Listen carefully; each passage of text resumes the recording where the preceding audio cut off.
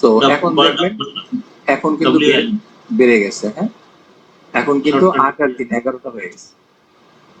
বুঝতে পেরেছি। হ্যাঁ, এটাই হলো রিপিটের অ্যাকচুয়ালি সুবিধা, যে আমার অটোমেটিক্যালি শিডিউলে সবকিছু আপলোড হতে পারে। আশা করি কোশ্চেন নাই, তবে এটা জাস্ট আপনাদের একটা আইডিয়া দিলাম যে রিবিট কিভাবে কাজ করে। আমরা নেক্সট ডে থেকেই ইউজার ইন্টারফেস থেকে শুরু করে যা কিছু আছে সবকিছু দেখব। আর একটা আইডিয়া দিয়ে আমাদের কোর্স আউটলাইন আর্কিটেকচারালে আমরা মূলত যে জিনিসগুলো শিখবো, ইউজার ইন্টারফেস নেক্সট ক্লাস থেকে আমরা শুরু করব। ইউজার ইন্টারফেসটা এবং অ্যাকচুয়ালি রিবিটের প্যারামেট্রিক কনসেপ্টটা কিরকম সেটাই এতক্ষণ আলোচনা করলাম আমরা। হ্যাঁ, দেন লেভেল কিভাবে ক্রিয়েট করে, গ্রিড কিভাবে, এরপরে project browser, type browser, column, beam কিভাবে করে এগুলো দেখাবো।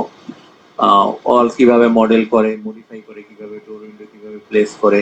আজকে তো জাস্ট বেসিক দেখাইছি, কিন্তু এই ডিটেইলসটা আমরা আলোচনা করব। হ্যাঁ, দেন তারপরের ক্লাসে হবে ফ্লোর, সিলিং, রুফ, রেলিং।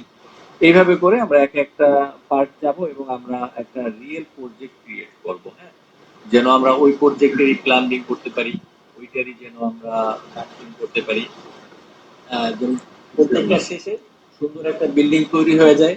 এটা আপনারা আপনাদের পোর্টফোলিওতে ইউজ করতে পারবেন আউটসোর্সিং এর জন্য।